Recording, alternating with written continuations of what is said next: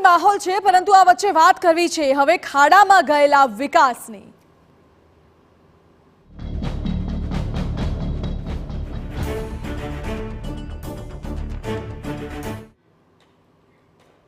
રાજ્યમાં ચોમાસું જામેલું છે અને આ ચોમાસું જ તંત્રની પોલ ખોલી રહ્યું છે। ગુજરાતમાં વિકાસ કઈ હદે ખાડામાં ગયું છે, આ વાતની સાબિતી આ 6 તસવીરો આપી રહ્યા છે।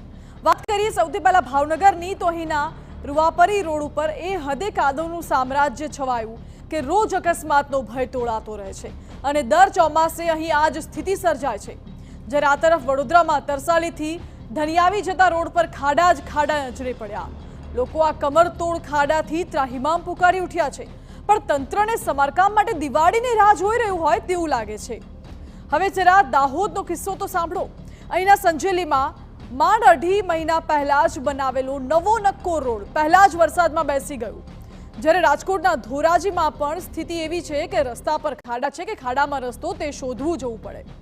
ફરિયાદો કરીને લોકો થાક્યા એટલે કેટલાક લોકો ફૂલ આપીને વિરોધ પ્રદર્શન કરવા ઉતર્યા।